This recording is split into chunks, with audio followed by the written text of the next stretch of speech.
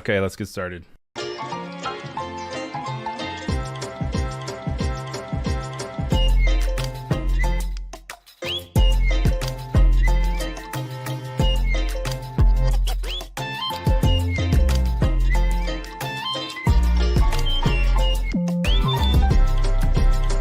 Hi, everyone. Welcome back. My name's Ryan Selvy. I'm a motion designer, and I'm here hosting Offset this week. It's the time when Adobe Live steps out, and I get to step in and bring in some really cool people to talk about their art, their process, their inspirations, you name it. If you have questions or comments while we have the show going on, by all means, throw them in the comments. But if you're watching the replay, we'll make it worth your while. It's got a good replayability. Hello to everyone that's already in the chat saying hello, both on YouTube and Behance. The replays will be available in both locations. But hello to Oliver, Steve, Mike, Annika. Thank you for moderating, as always. Wonderful moderator. Oliver, it's good to see you. Thank you guys for being here. And then, if you guys have any questions or comments while we have the show, please, by all means, hop them in, and I will relay them over to Roger. Today, I am privileged enough to be able to bring on Roger Young Jr. He is a wonderful motion designer with lots of experience.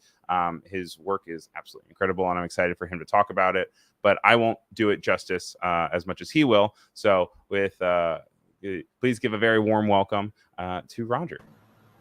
Hey, Roger.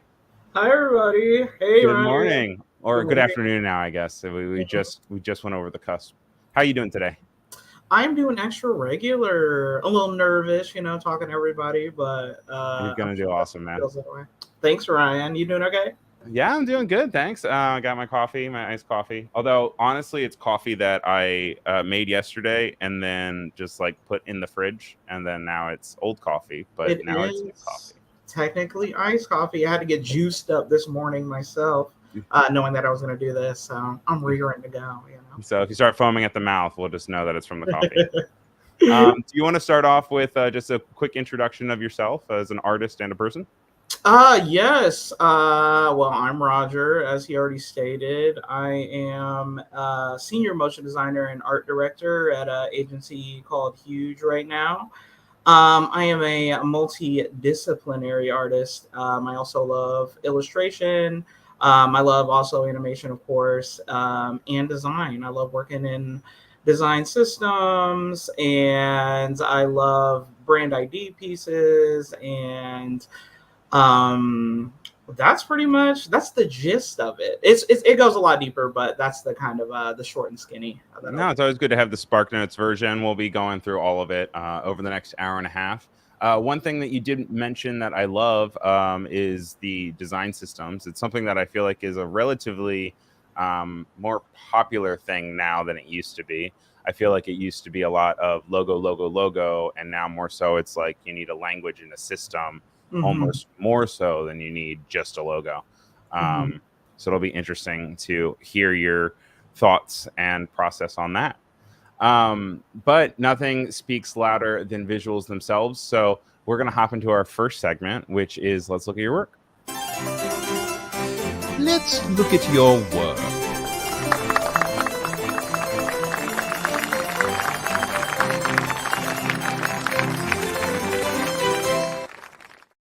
So you actually went ahead and were kind enough to provide your motion reel. So if it's okay with you, we'll just go ahead and we'll just play that back. And then we can just talk a little bit about it. I want to make sure that I have it set up so that I can have the audio for you.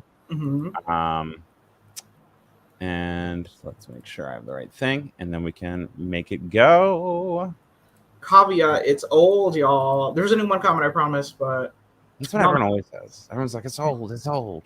It's old. All right, here we go.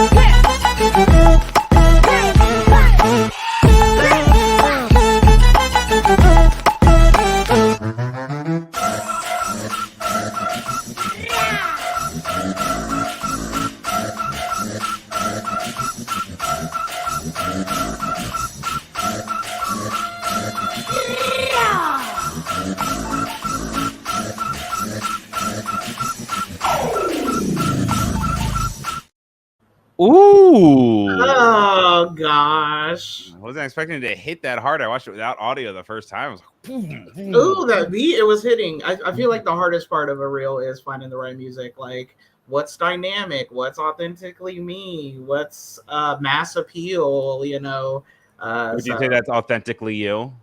I would say the ad libs and very silly. But it hits. We got to hit a little bit. No, it's great. It showed a lot of flexibility, lots of range. And was that predominantly stuff that you did at Huge? All from my entire tenure as a professional in the industry. A lot of it was the Funimation, where I worked at before, which they work with a lot, Adult Swim and Cartoon Network and stuff, for like Dragon Ball Z and all that stuff, which I really loved.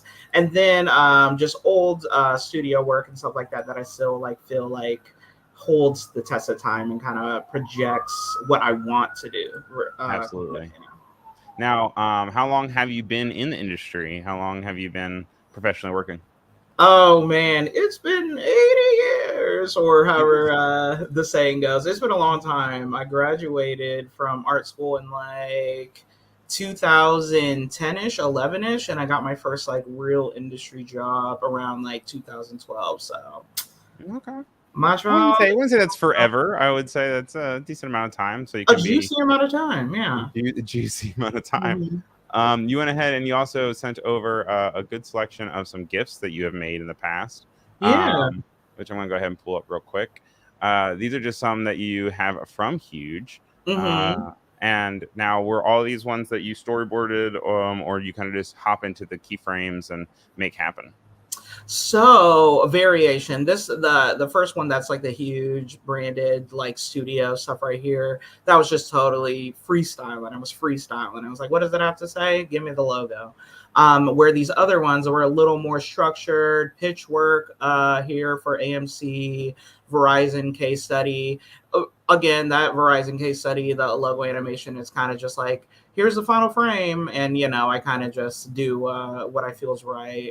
Then Right. this Centura Hospital, there were some loose boards, but you know how nothing ends up being the way you think it will. So completely, I wouldn't say it's a completely original direction. I did collaborate with the group creative director on this, but I will say I put my whole foot in that one. Yeah, that was Now, the cool thing is you have a broad range of different mediums here, or not mediums, but obviously Centra is very different from some Choose Your Glow and entertainment. Do you have a favorite type of subject matter that you like to work with? I do like to work a lot with typography and 2.5D space and stuff like that. But I most like the variation actually. I get bored pretty quick and things get old to me pretty fast. So whenever I have a project where I can do something kind of new that's also still in my realm of doability, that's where I tend to shine a little bit. So Now, I love when you're approaching different type, do you have any type that you feel like you generally go back to a lot, or do you always like to find new typefaces and new forms? Oh, I'm totally, if it ain't broke, don't fix it, dude. So anything, what do you call it? Anything sans serif and compact or tall usually. But if it's all about the tone. So if it doesn't match, then that's fine. But I find myself also kind of leaning towards sans serif all the time. I've over the years gotten more comfortable with serif, but like you said, if it ain't broke, don't fix it. Okay, I'm trying to break those sans serif chains, though. I'll tell you that much. I want to bring maximalism back in any way. It's on its way, honestly. You know? I feel like we're seeing a lot of it, kind of, especially in interior design, and I guess it's kind of starting to lean into motion design. But I definitely think that it's making its way back because we've been so clean for so long. Yeah, exactly. But let's talk a little bit about these pieces here. I'm really excited also with the transitions you've got going on in this bottom left one, where it looks like you're keying out things with some textures. How do you have the transformation between like them holding up the skateboard into him kind of kick flipping over the stairs?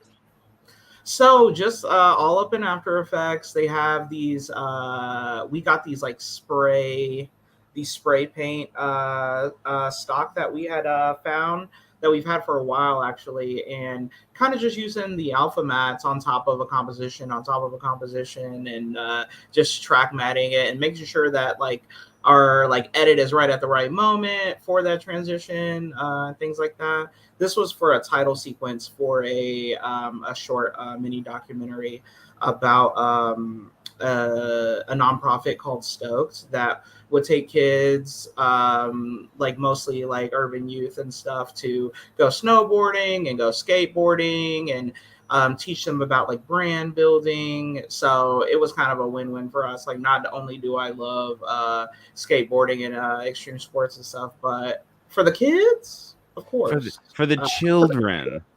For the children. But you do have experience with working in that media entertainment of the idea of like a like you said, that was for a short documentary. It's cool to also see that you've done stuff for Sony Pictures as well, Animations. Can you talk a little bit about these guys? So top right, that's kind of my magnum opus. This is during the Funimation days, they had a huge kind of rebrand where they changed the logo, and of course, logo change is a big deal for a company. So everybody on the internet was like going crazy, like, "Oh my god, they changed their logo!" So the decision was already made. So I was like, "How can I go so hard on this?" And this is essentially kind of like the extended logo version for the Funimation brand. And then, this is like the 15-second one. It's just a clip from it, but we size that down to the 7-second, to the 3-second. So I remember whenever I was, years ago, I was chilling at my mom's house. Toonami is on late night. It's like 1:30, and I hear the audio signature made by my friends Andrew and Austin that work there as composers, and it's like this very specific bloom bloom noise. And I remember I looked up and I was like, "Oh, not me on the TV in front of everybody, like doing a normal I'm a young person eating cereal at 1:30 in the morning, I'm staying up all night type situation." And I just remember I was like, "Wow, Mama, I made it." You made it. You're on Toonami, pretty much. Yeah, so I was like, it's a little life goal. Not that it was like I knew it was life goal, but it was kind of like, I can't believe, I feel like maybe I am doing something. That's definitely warranted. Oh, ooh. But the complexity that you have with this kind of switching through all the different forms, was that something that you had different storyboards that you had to kind of hit the mark at each point, or was it one of those times where you were closer to kind of just going with the flow as you this one we had layers of approval, but they were pretty like chill overall. So I kind of came up with a concept myself in tandem with a guy named Chris Pierce, who was my boss at the time, and I did a lot of the heavy lifting on the visuals, but the concept was basically, it's all about like anime and stuff. So there's so many like varying genres and worlds and stuff like that. So it's kind of like, how do we like coalesce all of that into like a single kind of little short spot? So in that process, that was my first kind of earlier times, like talking to the higher ups, and Chris Pierce gave me the opportunity to be like, well, it's kind of your idea, so you go pitch it to the boardroom. And I was like, okay. And it sold. I was in there and I was out of there, and they were like approved. So I was like, nothing to it but to do it now. And I actually hate 3D. Y'all don't understand. I'm an instant gratification person. So this is a lot of this 3D I did. Lots of Element, which is After Effects plugin. We did use some other 3D that we imported. I was like, I don't know how to use other 3D stuff. Like, can we bring this into After Effects? And I'm going to use Element, but I suck at modeling and things like that. But I can do enough type thing. But best believe I was only going to do enough.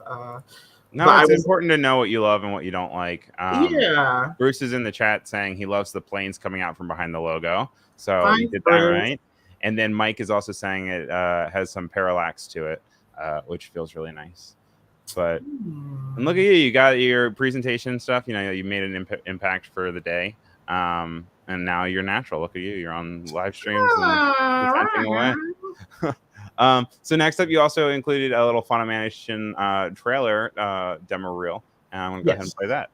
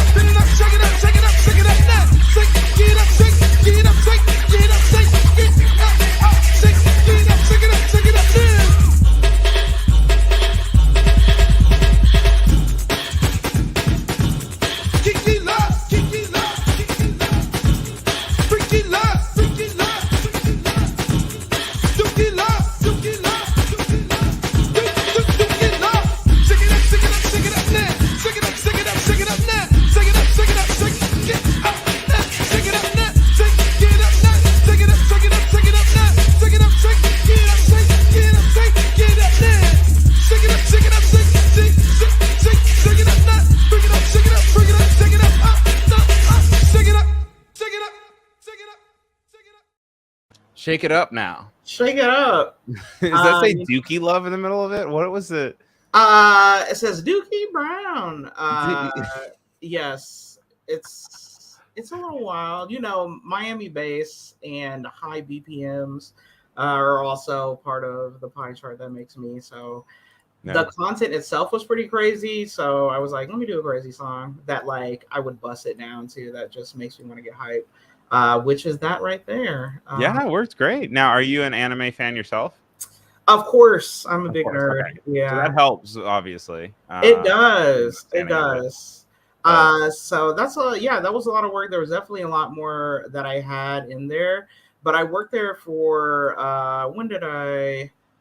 about like 4 to 5 years. But that working, it's kind of, I found that working on passion stuff can usually pays a little less, like because you love it, kind of like being a teacher or something, where it's like it's rewarding, but dang, I need that paycheck. So now that I am on the dark side, I kind of am not as into what I'm doing, but you know, mom and dad, you know, they can go on vacation now every now and then, you know. So no, I get that. Now you did include a little bit more some handheld shots of, I guess, a trade show that you went to with Sony Pictures and Funimation. Yes. And was this stuff that you worked on expo booths for? So basically, conventions are huge in the anime world. So you don't say. Yeah, don't say. So I would be charged with all types of video work. So these are the trailers that are playing back at New York Comic-Con, San Diego Comic-Con, and then there's all of these events. So I had to do this projection mapping for this entire party, like 3 different nights with like 3 different clients, each with like their own like signature like brand and look and like guidelines and do's and don'ts. It was hectic, but it was kind of like, okay, look at me go when it was done.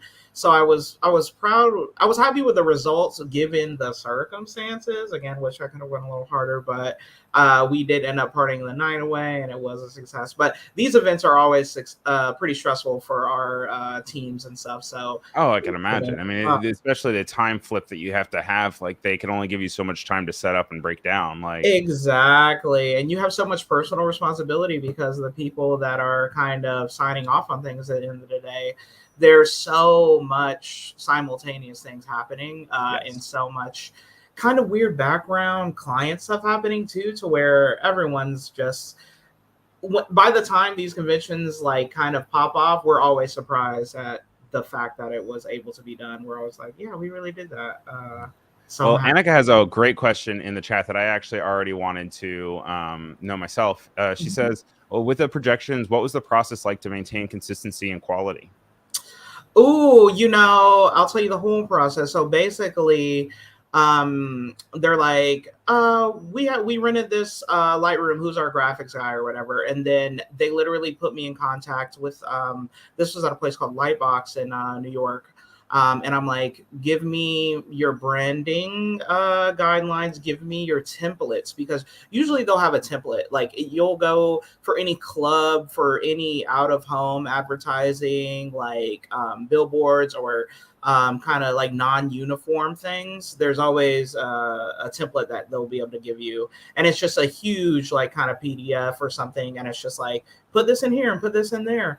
And then luckily, because we work directly with the Japanese licensors, they have like super high res key art that they can give me. So it's like I'm building, because the time frame was so fast, I build in After Effects and I export as style frames. So I'm like, this is already in my head. I'm already going to motion. We ain't got no time to play. So I'll export stills. I'll give those to our brand managers, and I'll tell the brand managers the ideas behind the concepts.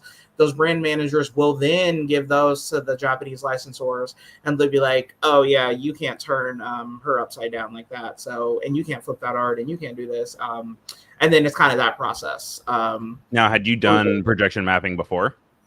I did it one or two other times. It feels intimidating at first, but like it's so a template and you're so kind of confined to what the parameters are based on those dimensions that you can like kind of get away with a lot. And it's easy for things to look cool because they're like custom built to that space, if that makes any sense. So do you guys do any projection mapping at Huge still, or is that mostly something you only did at Sony? I have to do something similar, which is essentially just like Times Square, like billboards. Like they're just weird shapes and weird aspect ratios that you never had to deal with before. Right. So those are always like kind of they're just fun because your canvas is a different shape and like you're like thinking about it differently, because I'm like, I can make this go to that building over there and I can make a wrap around and come back. But then, the client's always like, well, our messaging isn't up long enough. Well, I actually just spoke to a friend of mine that is working on Times Square. She works on like the cube in Times Square, and she'd let me know that she said, I just want you to know that that cube is not an actual cube. She says the dimensions are slightly off, so no matter what, I have to resize literally everything, and it is a nightmare. Yeah. And these exports too, they're like, I did one for the Barclays Investment Bank building, and it was like 10,000 wide or something. Right. I'm like, I need infrastructure to even be able to like render this. Like, is my computer gonna break? Did you for projection mapping and what have you, since they're being blown up so big, were you exporting that out of your own computer, or were you sending it off to like a render farm? It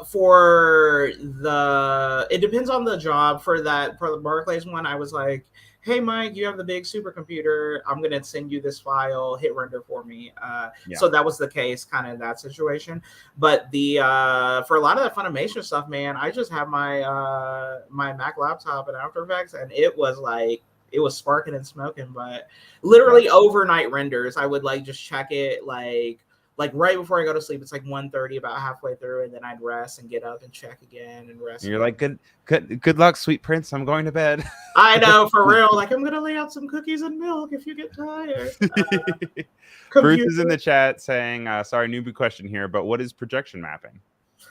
Projection mapping is like basically a surface. It could be a square, it could be like a hexagon, it could be like a little triangle, and then there is a projector that maps directly to that shape or directly to however the stage is set up. So imagine kind of like a stage play or something with like layers and stuff like that, and the projectors are set up to map specifically onto specific surfaces so that you can kind of like do cool weird things like make like rain or something, or kind of choreograph it to animate with live action actors and stuff like that. So it's pretty cool to use in like experiential kind of spaces, or those like Instagrammable like spaces is what they call I them. feel like that's where you're most likely going to see it now. There's a few ones that are actually standard, like brick and mortar, Yeah, constantly projection mapping places, especially in New York now. exactly. Like that Van Gogh, that live Van Gogh exhibit, and stuff like that. Yeah, the Van Gogh one I think was one that like toured a lot around the world. Like a lot of different cities all over the world were Mhm. like, come see the Van Gogh thing. Yep, He says thank you for the breakdown. So of course. we have a little bit more of your previous work here, but I'm also kind of really excited. You included some of your personal work Yes. for Commotion TV. Now, can you talk a little Mhm. bit about these guys? Oh, so these are experimental gifts that I made. I was working with a homie a couple studios ago, and we had downtime sometimes, so we use kind of gifts to be creative. Essentially, I found that to be motivated sometimes I need parameters. So a GIF was like, it needs to be one by one. It needs a loop. It needs to kind of be a certain file size. So direction was kind of the motivation. And then there would be like new plugins and stuff that came out. And I'd be like, well, I want to try it out, but I don't have anything to do really. So I'll just make a GIF with my experimentation. And a lot of times, these GIFs, like I could sometimes bring those files into like client files and be like, oh, I can repurpose this animation I already made here. It's like actually like the perfect kind of like setup that I can like just adjust these settings and change these colors. And I'm like, oh shit, y'all think I'm fast. So yeah. Yeah, I'm saying it looks like there's maybe some saber down there in the bottom left. There is some saber. There is. And then Saber, and then, that could be deep glow, but I don't think it's deep glow. I like to always call it deep glow because deep glow is my favorite. If you don't have it, you should definitely yeah. get it. There's a huge difference. I'm gonna tell y'all. Yeah. And then some of this is again like element, a little bit of particular. Again, I hate 3D. This is a lot of Particular is this. hard. Particular is Huh? very hard. At least, yeah, for me. Yeah, it took a while, but once you kind of get it, it's kind of like, oh, this is let me continue to do the same thing I always did, and it looks great. But also the same point of like render times and what have you, just being like, okay, let's see if this kills my computer. I know Mike is over here saying one of my first animations took a week to render. I went on vacation, and when I got back, we put it to work.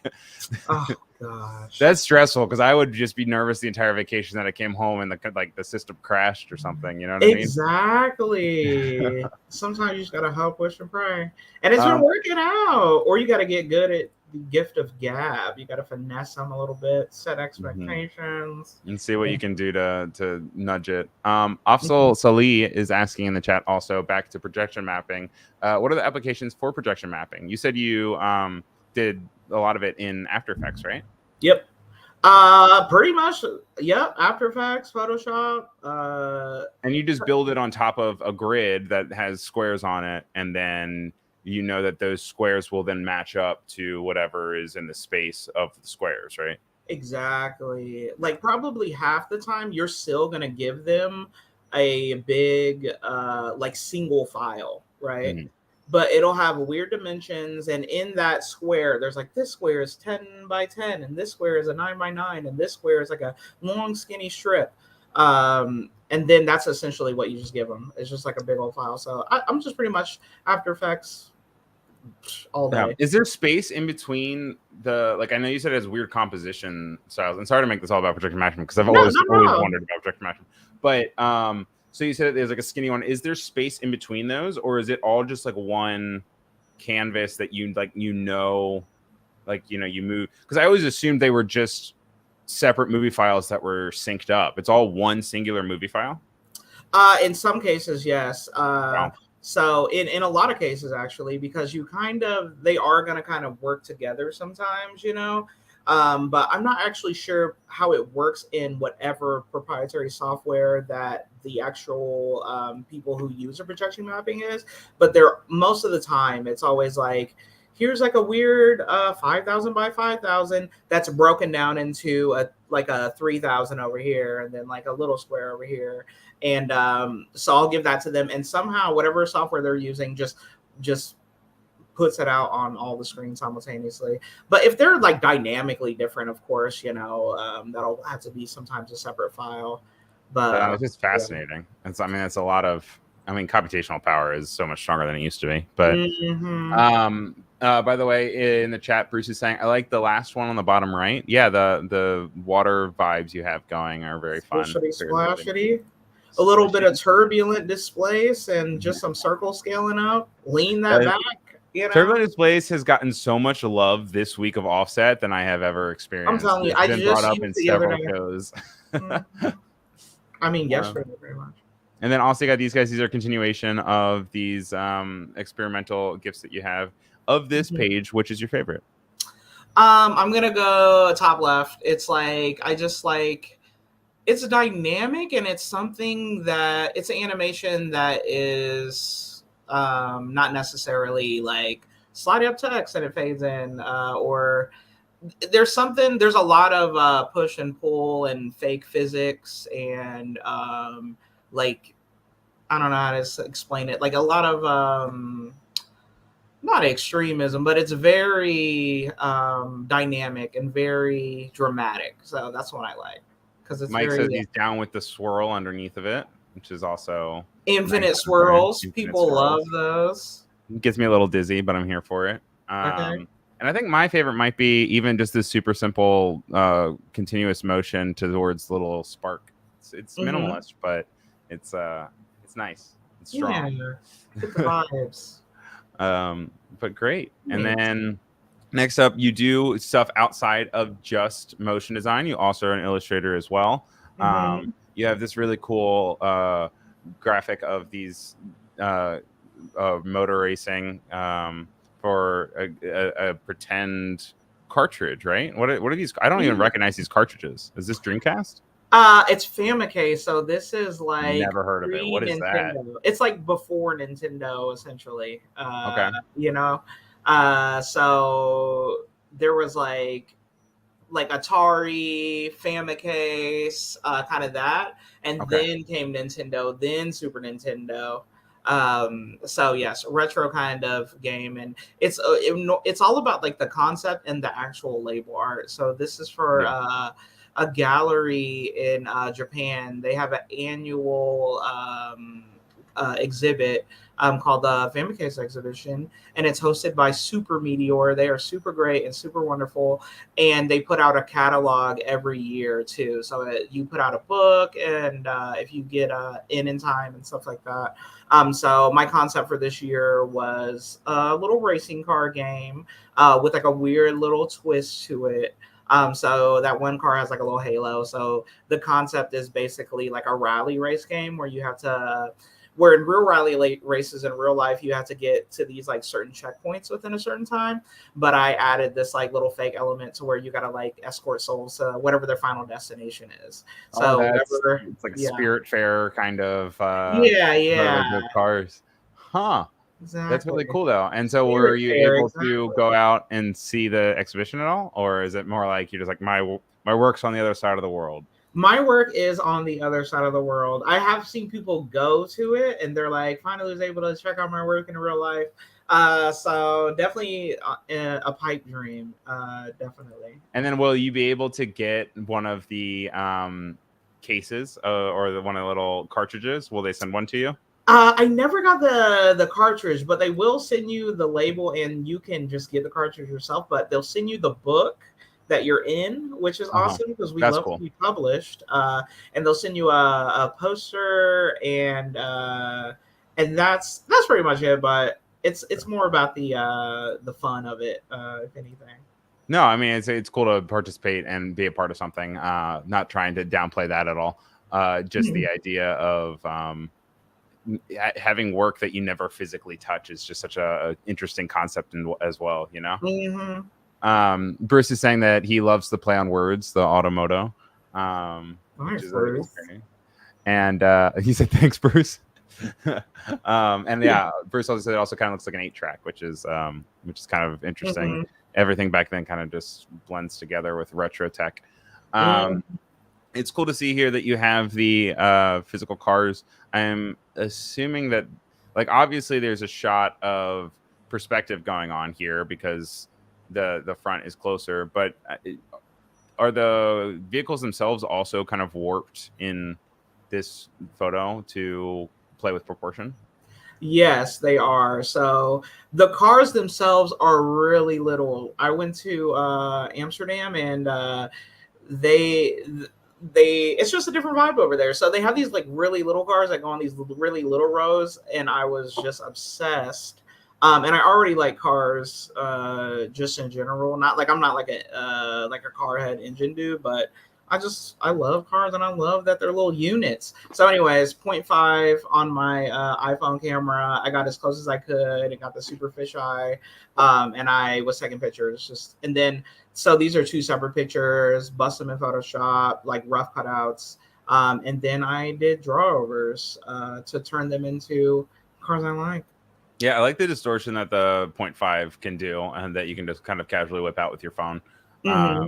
I've never played with any of those lenses that you can clip on top of your phone, but I do kind of always wish that I was the kind of person that would carry those around and have like the authentic fisheye.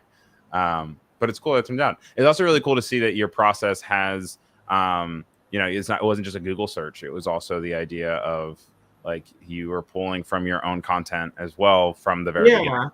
Exactly. And then what's this guy all about? This is same exhibition, different Same one? exhibition, yeah. I was just I did have like the mounted cartridge one and stuff here, but I was just like, this is just another concept that I had. This was during 2020 and all that heated debate and stuff. So I was like, you know what, I'm gonna do something kind of controversial.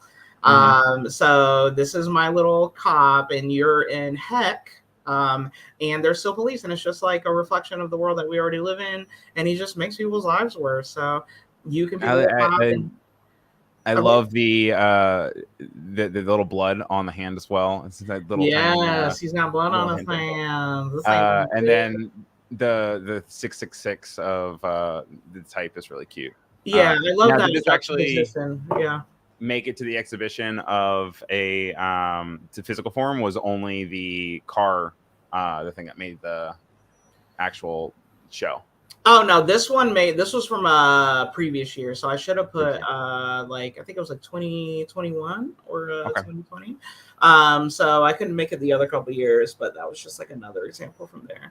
And I was just playing with like the juxtaposition of like kind of like sinister, like heavy subject matter, and like very cute things. Very cute, which is weird. Yeah. So that's what it was. Cute. Yeah, that was kind of my contrast there. Not only with color, but with concept, Oh, cool.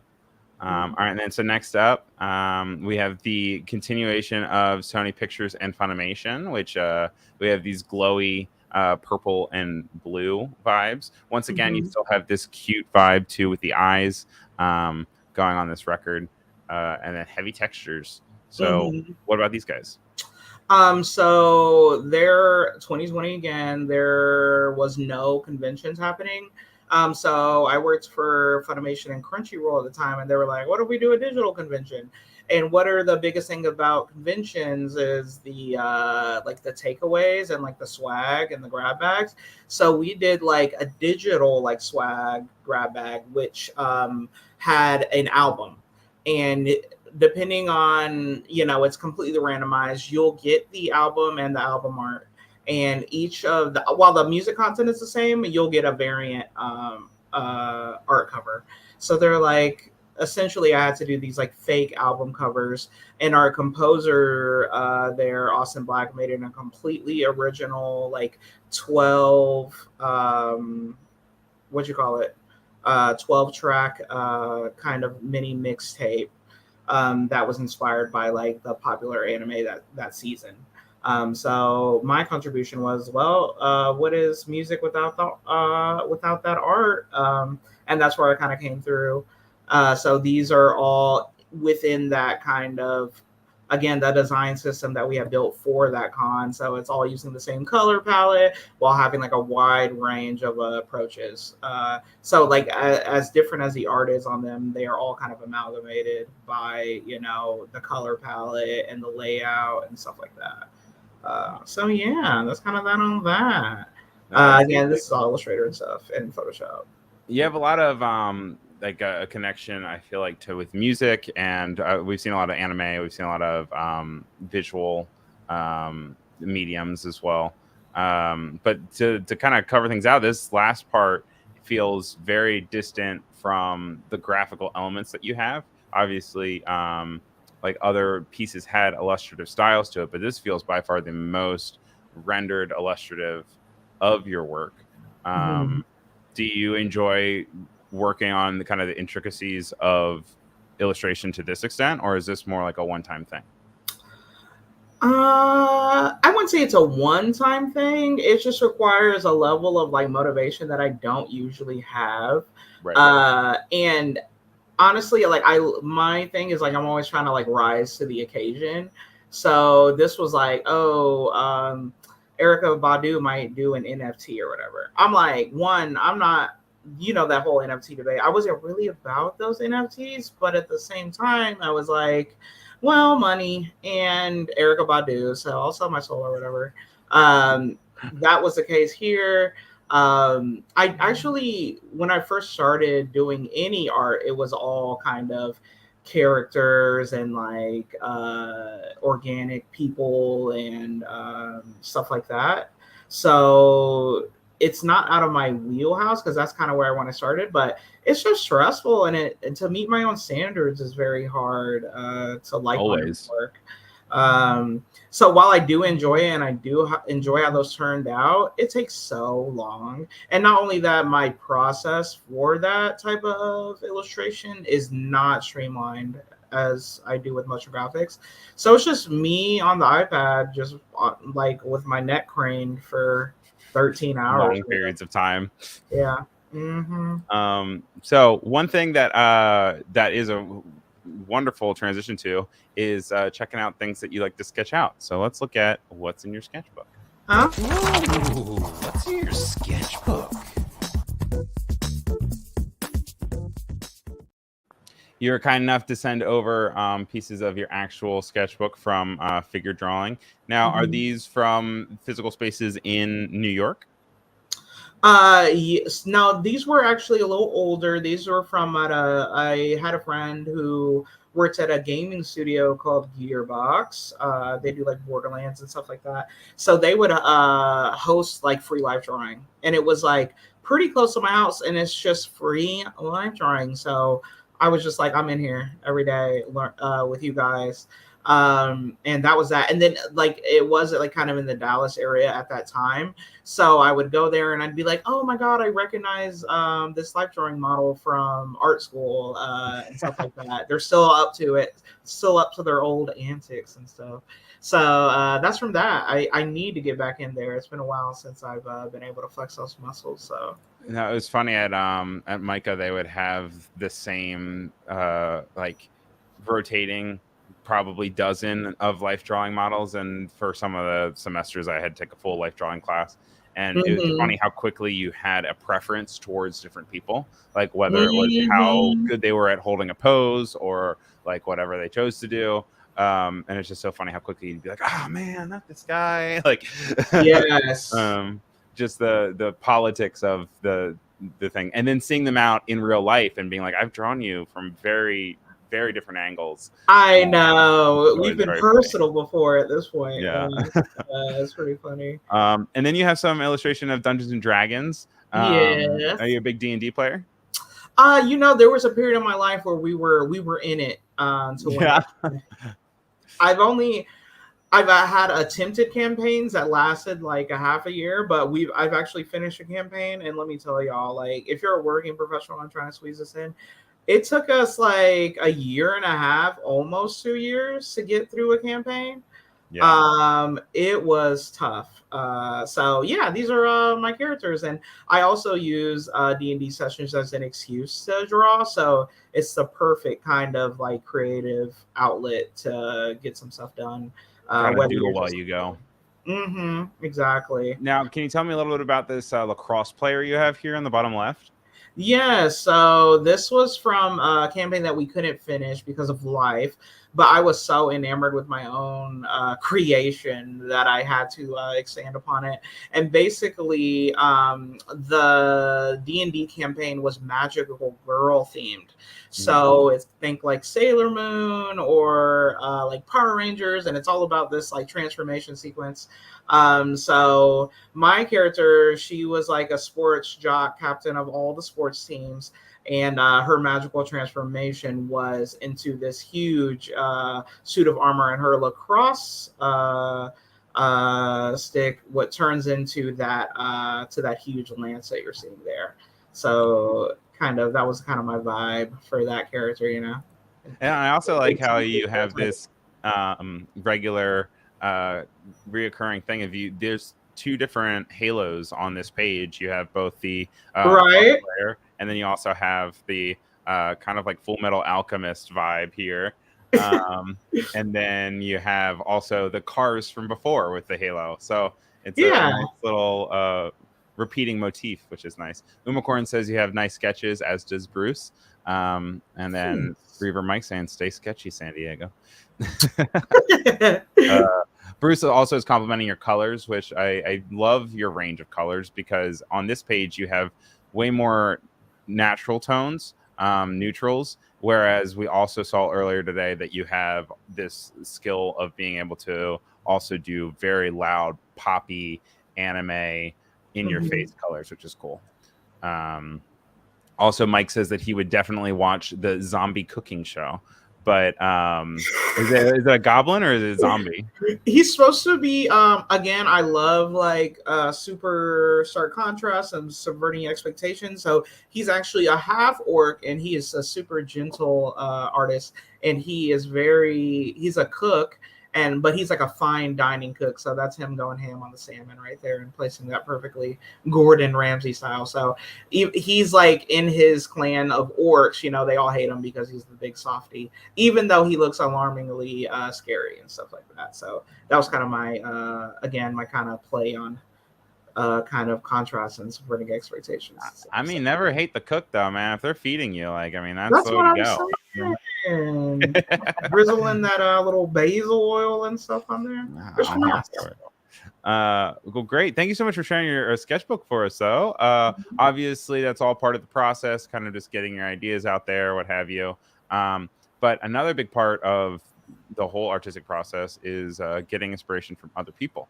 So that's what we're going to talk about a little bit, other artists, in our segment called Art Talk.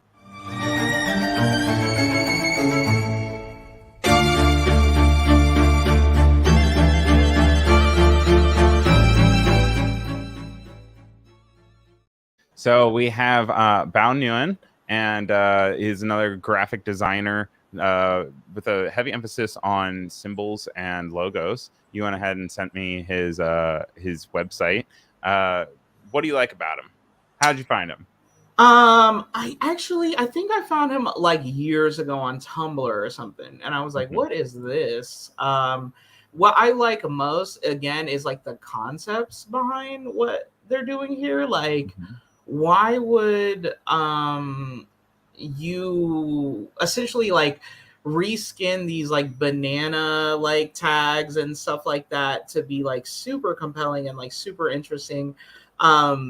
Like conceptually, that is just so dope. Like we're get all these symbols and then using all of these like kind of logo marks to create a bigger message. So just like a single letter, and look how much like complexity is in like in each of these very real world feeling logos.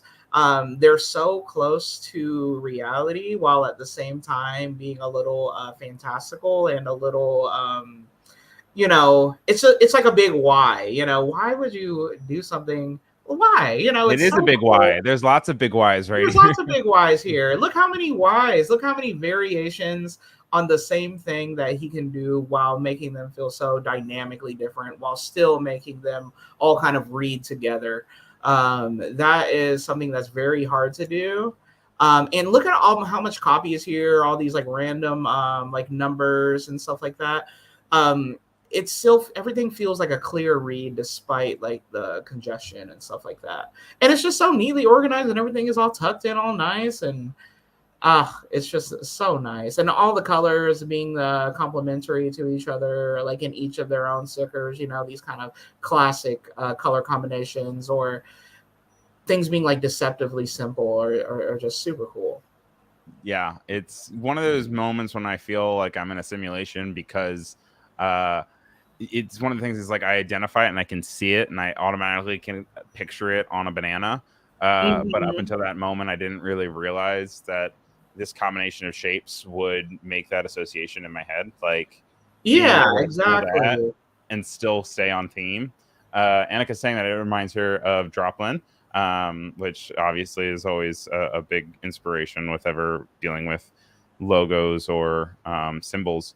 But I love the textures that's going on. Like I want to know if he printed them out and did them, or if this is all just made up. I'm like from the shadow, I'm guessing it was made up and not printed, but it's close enough that it makes me wonder.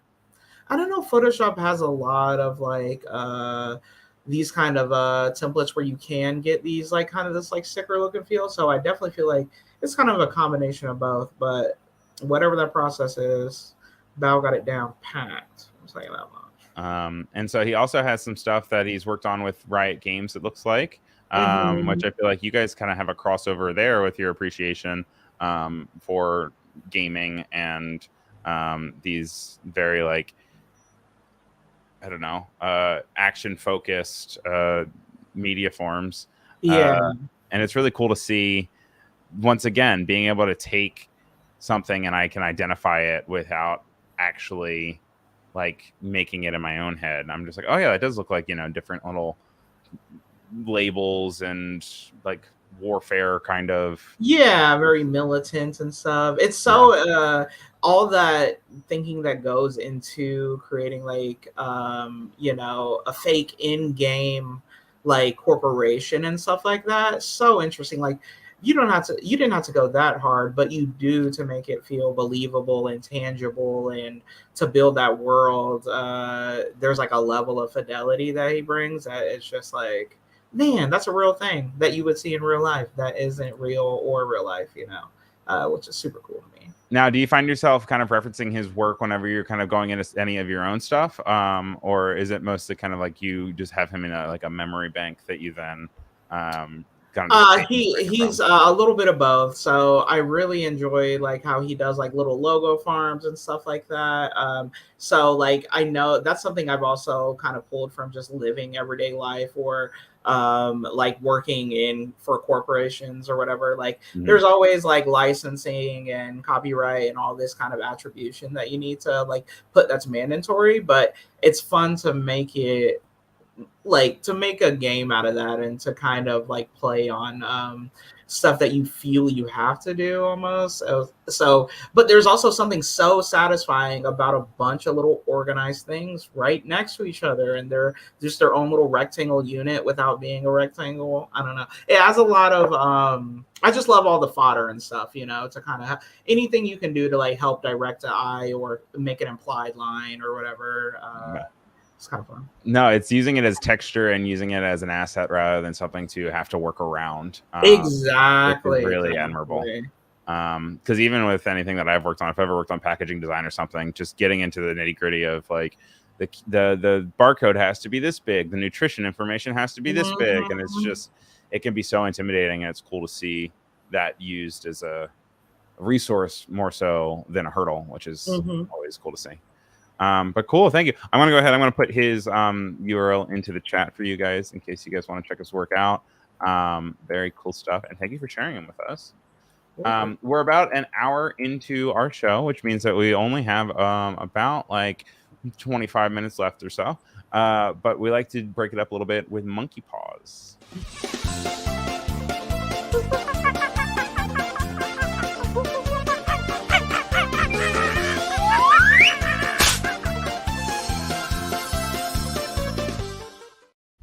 right. So do you ever have issues with your hands or your wrists or anything? Yeah, a little bit. Okay. Mhm. This is a nice exercise that was taught to me from Anna Davis Court. She's a wonderful illustrator. She also streams sometimes on Adobe Live or Behance. And it's just a simple exercise that we like to do to kind of break up the stream and also focus on our physical health. So I'm going to walk you through how to do them. So what you're going to do is you reach forward towards the camera, pull out, and you bring in your hands like this and go ooh, ooh, ah, ah. Ooh, ah. Yeah, as you can see, the vocals are very important because otherwise it does not work. And then next one, you go down like this, and then you bring it in. Ooh, ooh, ah, ah. You can start kind of feeling it in your wrist a little bit. Yeah, release. Elbows and then locked. you flip your hands over to give out. Bring them in. Wow. Ooh, ah, ah. And then the hardest one is the next one, which is when you bring it towards you. Ooh, ah. And then ooh, ah, ah. Ah. See, you have a face like mine whenever I do it. I'm always like, ooh, ah. I feel like I'm wielding power, you know? I feel like my energy is manifesting right here. That's good. I need that. It's good. We normally just do it like 2 or 3 times real quick just to kind of get it. They're good to have whenever you kind of remember to do it, just because whenever I do these offset takeovers and I am in the habit of regularly doing the exercise, it just makes my wrist feel so much better. And it's surprising that, I mean, not surprising. Like, we're not evolved to be at computers, you know? It's just kind of something we've recently run into. Exactly. And it's important to run into physical health and taking care of yourself. Have you ever had an issue where you've had to step away from a project because you ran into any sort of like physical issue because you were working so much? Oh my gosh, probably earlier this year. I'm turning into old man, so I definitely have converted to standing up for long periods of times. And I've started like periodically walking because I need to. I literally, not only does it help like mentally, it kind of for me to reset, but it kind of takes the pressure off myself because I will get in that vacuum and I'll be there in the dark until the sun goes down, you know? So yes, that lower back was hurting for a little bit. I don't know what was going on. It's subsided for now, but I'm sure it'll rear its ugly face again soon. Yeah, no, it's funny how the things that you don't really realize are just taxing because you do it every day, and then like when it adds up over time, it can be pretty harsh on your body. But yeah, as we definitely get older and as we spend more time on our computers, I feel like we run into it. Which is also a really good segment into our next part, which is when we like to talk about burnout.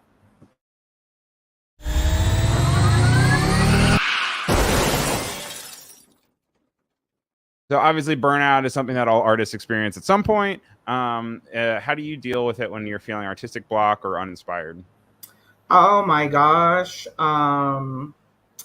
I do a lot of things. One, I'll do everything I can except for work. Like I'm not a productive person when I'm only a productive person when I really need to be, which, you know, it's just is what it is. I don't know what I can do about it. So for me, I was like, let me get everything done. Let me do everything. Let me watch my little show. Let me water my plants. Let me do everything I need to do or I want to do first. Like, because working is never it, you know? Yeah.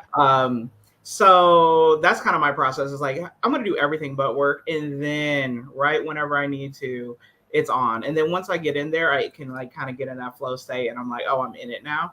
The other thing is homies or my environment. So motivation is hard a little bit sometimes. So whenever I'm with my friends or we're going to an event or it's like, bring your sketchbook.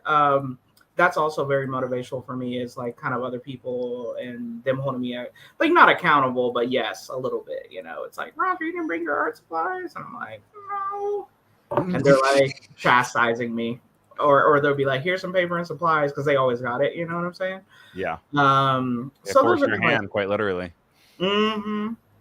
And then I guess last one is a deadline. You know what I'm saying? Like I want to do anything if I can do anything, but again, like once I get something like a loose parameters or a direction or a time when it's over with, all of a sudden I'm like, okay, I can do something now. Yeah. I Yeah. saw a thread yesterday that literally said, the fact that I procrastinate and still get the job done is the reason I still procrastinate. Say less. I think that my like subconsciously, like my body knows and brain knows how long it'll take me to do something. Mhm. So I literally will not do it, even if I try and sit down to set it up. Like I'm gonna get up early in the morning. It's due at 1 o'clock. Like my body knows that it only take me from 11:30 till, even though I got up at 9 to get it done. And I'll just like, I don't know. I just like go get coffees or try and like look at it. But yeah, this isn't the best advice. But Now, are you someone who works best in the morning or someone who works best at night? oh, I work best when I know what I'm gonna do the next day. Okay. Like same day stuff, I'm like, it's all in my head kind of. I'm just thinking about what I have to do and kind of organizing all those things. Opening those tabs, if you will, actually, and in the mind. And then it's kind of like, all right, next morning, 9 o'clock, let's go. Or the opposite. And it's like, I'm going to noodle all day and then boom, it's 4:30. I'm going to work till 8:30. You know what I mean? So it's kind of both, but my energy for work comes very sporadically and intensely for short periods of time. Yeah, and then I'm like, okay, I'm done. I don't want to ever look at this again unless you make me. Cool. All right. So then we have another segment where we like to look at previous work and then today's work. And so I went ahead and I hopped on into your old Instagram to check out some old stuff. From this to that.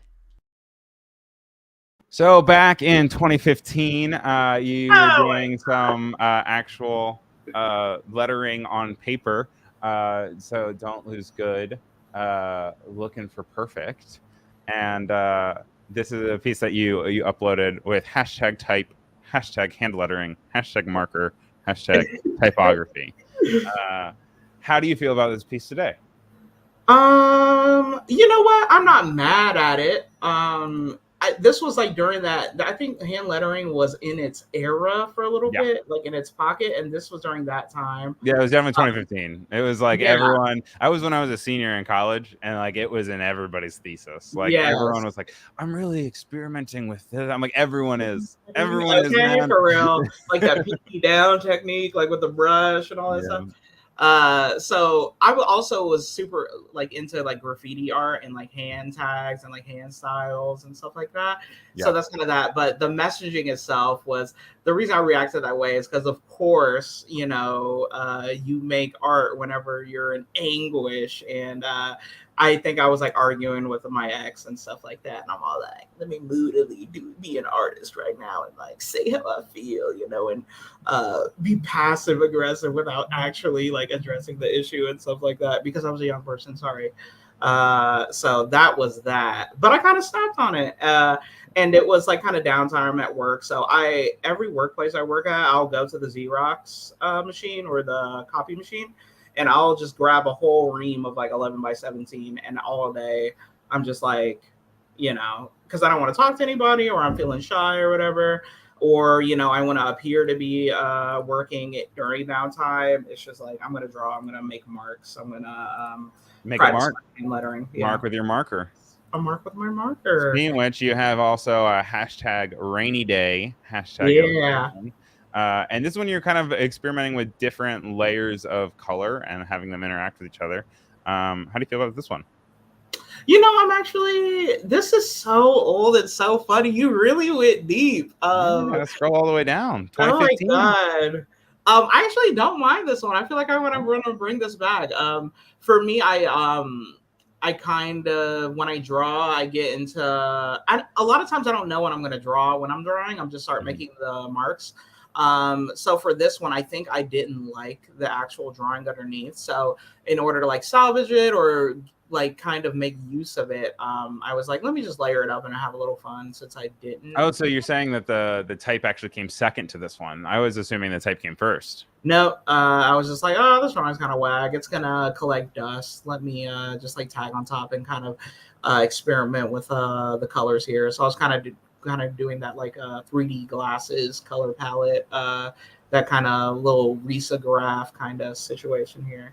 Yeah, risograph is hot right now. So hot right now. For the last few years, but continue to still be hot. Then also when you're with your sketchbook, are you predominantly now most digital on your iPad, or are you also kind of still sticking to that physical sketchbook vibe with markers? Ooh, very both. I think it depends. I've become an old man to where like I don't want to make a mess in the house, so I'm just gonna use the iPad. It's more that than anything. It's like I know that I'm gonna make a huge mess and spill all of this ink and stuff all over the floor, but I'm just gonna use the iPad because it's convenient or whatever. But then the battery dies, and I end up drawing the same things I always draw, because of the iPad format. So I'm gonna say both. But I love the physical. I love stationery, and I love pens and paper, and I love grid paper and dotted line paper. That's kind of my thing. And then I have one last one, which we also pulled up, which is going to that physical. And it's these little Avengers. The MCU train, I'm still on it a little bit, you know what I'm saying? But of course, this was at the height. And I was just super into drawing cutie things. I was like, what's hot right now? What's cute right now? This. So these are my own little interpretations of those friends. Work was slow. Who's your favorite? Oh gosh, of this group, of the OG Avengers, I'll probably say Hulk. And then I like his little belly. He definitely does not have a belly like that normally, but you gave him a little dad bod. He should. Yeah. You know what I mean? A little reflection of myself, I guess. Maybe that's why I liked him. I was like, oh, he's the most me out of all these guys. I don't think you're the Hulk, but you know what? If you find comfort in it, then you can. But I'm not gonna yuck your yum. Let me project a little. And then Black Widow too. We love a little she packs a punch. Yeah, I got little eyes off to the side too. She's the most yeah. You could tell she's clandestine. Y'all see that little chicken? I will say that in this piece specifically, though, Captain America looks insufferable, but also he's a lot of times insufferable. So he is, but we need insufferable every now and then. A necessary annoyance. Back when like this little like chibi art too was like such a thing. It had its moment. As well. I did. Still there for it though, honestly. Yes. I do love little friends, I'll say. Cool. Well, thank you for letting us raid your past and seeing stuff that was way down on your Instagram, because it still lives online and still there. We have about 10 minutes left or so. And we have a segment where we like to look at things that people collect. So would love to do a can I see your collection? Could I see your collection?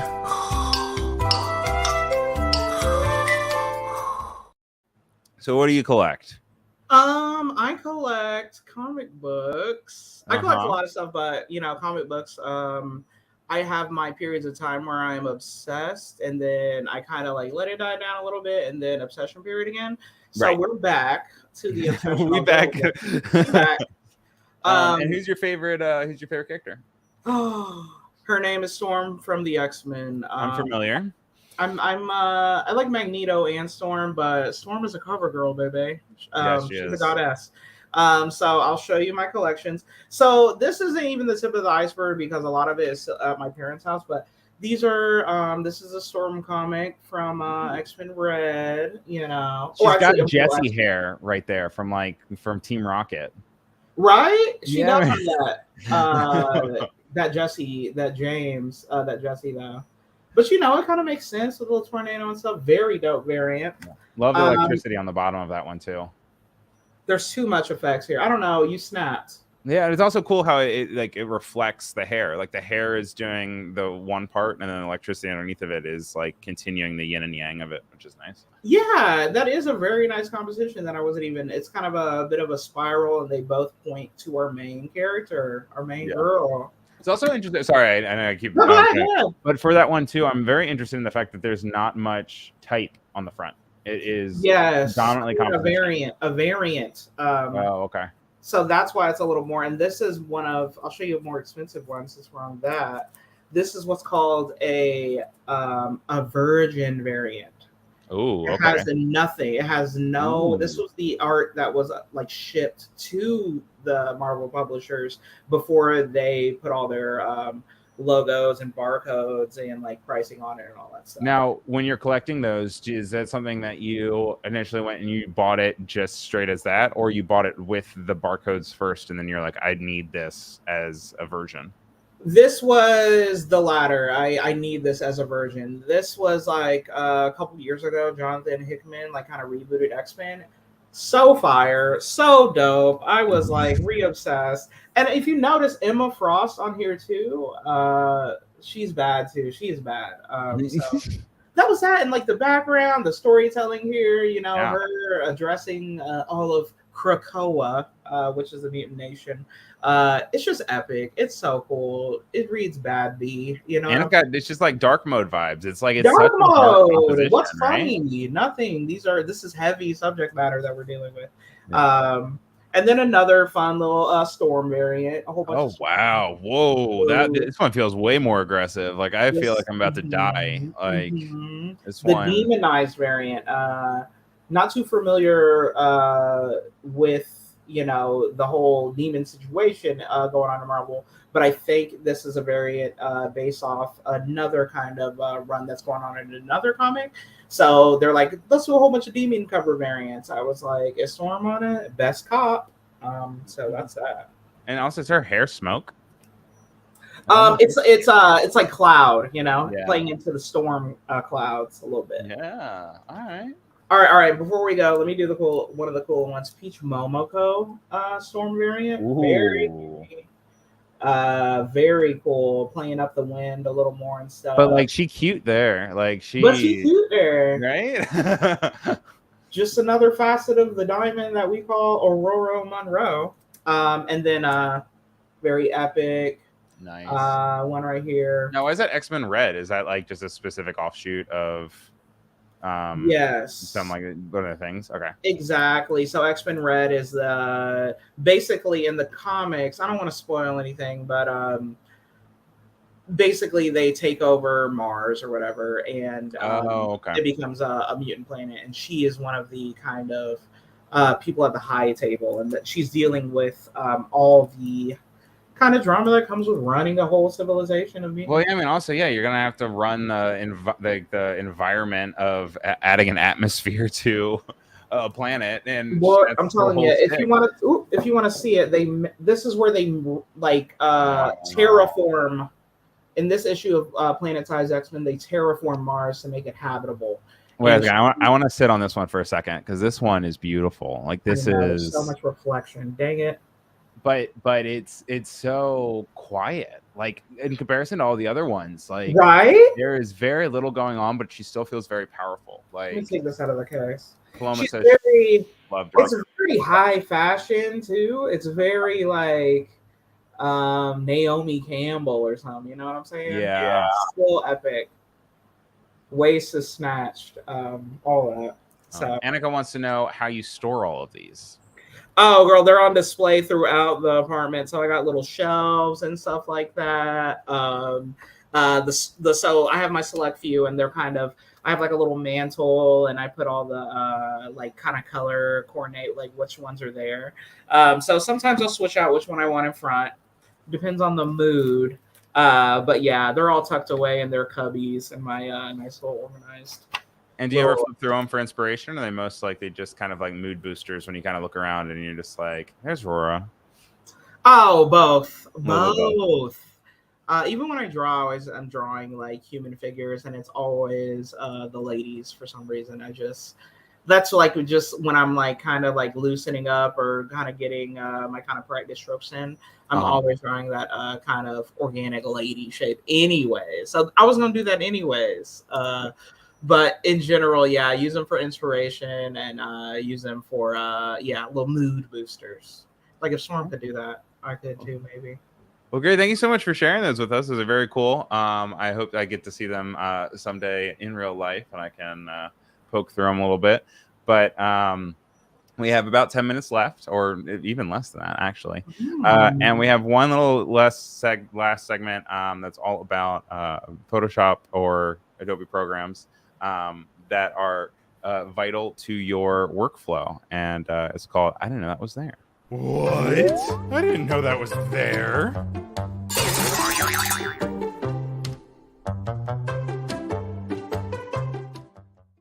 Now, this can be anything. This can be super complex. This can be very simple. But basically, what is a piece of your workflow that you can't live without in any of the programs that you kind of regularly work in?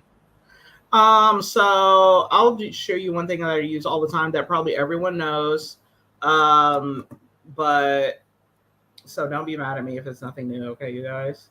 That is the whole point of this process, is that you would be shocked that people don't know the smallest things, including myself. Like, the reason this one becomes a thing is because I went like 10 years without knowing that there was a toggle for sample all layers. Like, oh my god. Wow. So basically, if you hit Shift W, so this is like the hood of my car, I'll say. Is that layer locked? We're getting all shy now.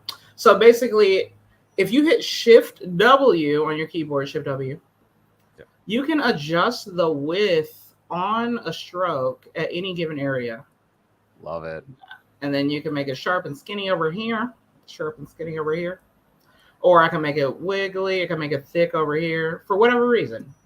Now, I'm surprised that these were built out in Illustrator, because when I saw them, they felt so smooth that I assumed that you had drawn them. Oh yeah, I did.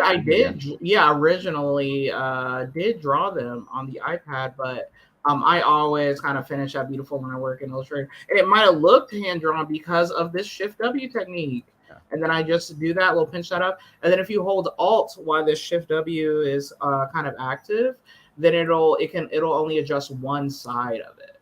See, now that is news to me. I did not know that. That's amazing. Mm-hmm. Oh my god, that changed. That's the other thing. What I need to start doing, honestly, is just when I'm in literally every single tool, just like hitting Shift and seeing what happens, hitting Alt and seeing what happens. Like, or a combination of Shift and Alt. So yeah, you hold Alt and it only adjusts one side of it. Whoa, that's really cool. That's really, really cool. Mm-hmm. See, you were like, people don't know that. And then, like, Annika is saying she loves the shortcut and the width tool is a game changer. And Bruce is also saying the width tool rocks. So Bruce says it's new for him as well, as far as the alt goes. I'm glad to be able to provide. And then wait, can we what how do you have your layers all kind of like mixed out here? Do you duplicate and then go up? Because it looks like you have only like one or two visible, but you have dozens there, right? I cannot make decisions, and I like to work very constructively. Okay. So kind of like I was using the live paint tool, and you can't do that with strokes and stuff like that. So anyways, these are just a whole bunch of color variations. I was like, I can't pick. I can't pick colors. So I was like, pink and green, classic combo I love. Complementary blue and orange, classic combo I love. Have you played with the recolor tool yet? Yes. Oh my God, yes. But it's like it's hard to fine tune it sometimes because I don't have quite the hang of it. But for creating these like kind of variations, like really quick, so fun.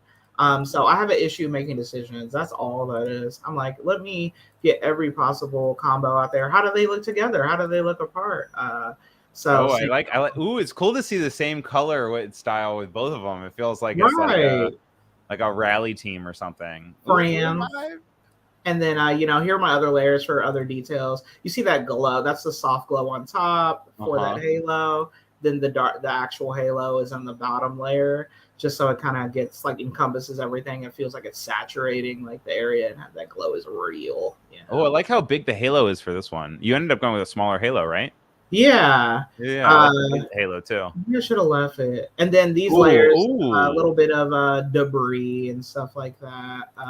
Little dust and debris, So adding all those like layers back in. I love the curviness of the dust and debris on right tire there, like the curves of that. Yeah. It's a choice, and it works very well. Thank you. You're too kind. And then even the bits and bobs, just hexagon, triangle. Ooh, weird. That's yeah. fun. But they're so small, it kind of like it feels like fodder, versus like you're not supposed to Bruce wants to know if you can hit Command Y. Command Y. I can try. Look at that! Look at that bad boy! Oh my Very gosh! Cool. Even my little reflecties here. Oh my goodness! Nice to see. Oh, and Bruce also likes the halo. Also, Annika says these would make great stickers. And Reverb Mike is bringing in a Herbie the Smart Car, which who knew that we needed another remake? Okay, for real. I did make cutie stickers out of these actually. So I always try and repurpose my artwork and stuff like that. Like, you thought I was done after working all these hours on this? I think not. Cool. Well, that puts us at about time. I do want to give last few minutes though, just to see if there's anything that you're currently looking forward to, you're pushing. Is there anything that we can do to support you, or should we just check you out online? Oh, you perfect angels, just check me out online, find me on the gram, message me if you want to. I probably don't have anything that helpful to say, but I'm going to be dropping that reel soon. We'll see what's up. Wait, what's in the reels? What's going with the reels? Oh, the new motion reel? I had to make a little, I got to make a new demo reel. As y'all saw, that one was pretty old, and I have a lot of work to put in, so we'll see. We'll see what happens. Hopefully it'll drop soon. Well, we'll have to check you out. And then you're not on those threads yet, are you? I'm thinking about it. How are they serving you? You all right? They're great. I love them so far. I mean, not sponsored, but I like it so far. Maybe and it's always interesting to see how the motion community like approaches new services or what have you. Exactly. But also just interested to see kind of your throwaways too with sketches and stuff. I want to see more of those because they're very cool. Thanks. But yeah, cool. Well, thank you so much for coming on. We're looking forward to whatever comes next, and good luck with collecting more comic books. And we'll talk to you real soon. Thank you so much, Ryan, and thank you everybody for hearing me talk. Bye, y'all. Bye. All right, guys. That's it for Roger for right now. But then we're about to have Klon on in about 5 minutes, so we're gonna hop off real quick, and we'll be back. If you stick around, you will be automatically pushed through onto the next show, which you'll see my face again. But thank you to everyone that hopped into the chat and said hello and asked questions and comments. It made the interview process so much more engaging, which is always fun. And thank you again, obviously, to Annika for doing the moderation. It's always a pleasure to have you here. And great. Thank you, guys. I will see you all in just a few minutes. Also, I need to plug this idea of the new creative podcast streaming July 19th with Teresa Al, and it's in the making. You can subscribe at adobe.ly/in-the-making, and you guys should check that out. So with that in mind, I'll see you guys in just a little bit. Thanks for watching.